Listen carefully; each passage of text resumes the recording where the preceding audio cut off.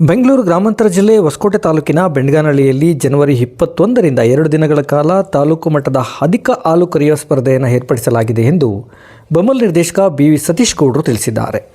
ಶನಿವಾರ ಬೆಂಡಗಾನಹಳ್ಳಿಯಲ್ಲಿ ನಡೆದ ಸುದ್ದಿಗೋಷ್ಠಿಯಲ್ಲಿ ಮಾತನಾಡಿದ ಅವರು, ಜನವರಿ 21 ಹಾಗೂ 22ರಂದು ಬೆಂಡಗಾನಹಳ್ಳಿ ಚೌಡೇಶ್ವರ ದೇವಾಲಯದ ಆವರಣದಲ್ಲಿ ಸ್ಪರ್ಧೆಯನ್ನು ಆಯೋಜಿಸಲಾಗಿದೆ. ಹೊಸಕೋಟೆ ತಾಲೂಕಿನ ಎಲ್ಲ ಹಾಲು ಉತ್ಪಾದಕರ ಸಹಕಾರ ಸಂಘದ ಸದಸ್ಯರು ಹೆಚ್ಚು ಹಾಲು ನೀಡುವ ಹಸುಗಳೊಂದಿಗೆ ಈ ಸ್ಪರ್ಧೆಯಲ್ಲಿ ಭಾಗವಹಿಸಿ ಕಾರ್ಯಕ್ರಮ ಯಶಸ್ವಿಗೊಳಿಸಬೇಕೆಂದು ಮನವಿ ಮಾಡಿದ್ದಾರೆ.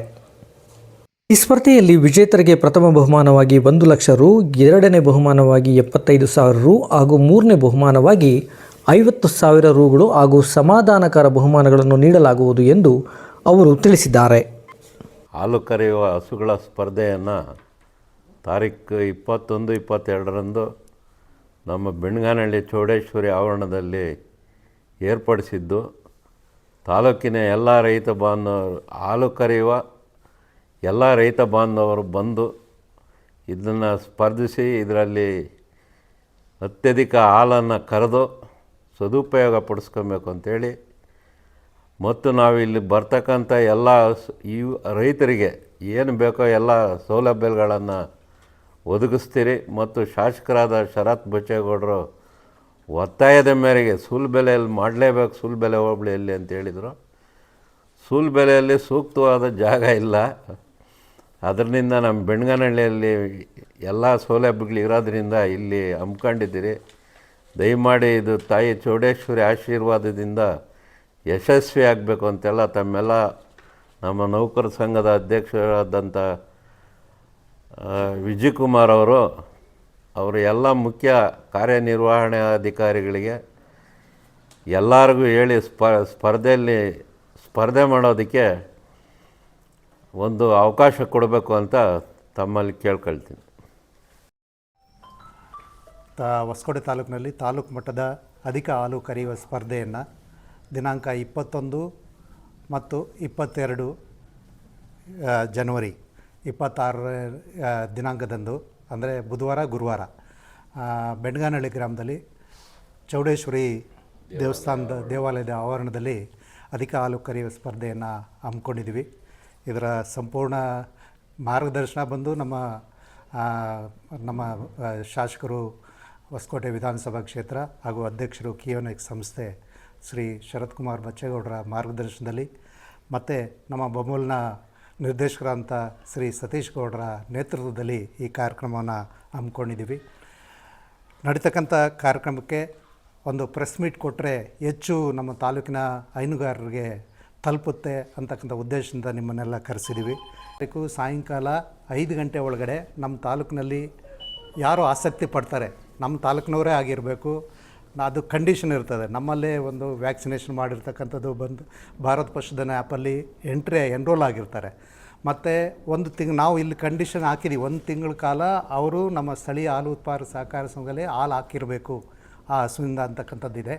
ಮತ್ತು ಒಂದು ನಿರ್ದಿಷ್ಟಪಡಿಸಿದ್ದೀವಿ, ಒಂದು ಕನಿಷ್ಠ 20 ಲೀಟ್ರು ಆ ದಿನದಲ್ಲಿ, ಒಂದು ದಿನದಲ್ಲಿ ಬೆಳಗ್ಗೆ ಸಾಯಂಕಾಲ ಸೇರಿ ಕನಿಷ್ಠ 20 ಲೀಟ್ರು ಕರಿತಕ್ಕಂಥವ್ರು ಮಾತ್ರ ಎಲಿಜಿಬಿಲಿಟಿ ಇರ್ತದೆ. ಇಲ್ಲಿ ಮತ್ತು ಕಡಿಮೆ ಬಂದರೂ ಅಲೋ ಇಲ್ಲ, ಹೆಚ್ಚಾರು ಬರಲಿ. 20 ಲೀಟ್ರ್ ಮೇಲೆ ಬರ್ತಕ್ಕಂಥವ್ರು ಯಾರೇ ಆಸಕ್ತಿ ಪಟ್ಟು ನಾನು ಭಾಗವಹಿಸ್ತೀನಿ ಅಂದರೆ ಅವ್ರು ಬರ್ಬೋದು.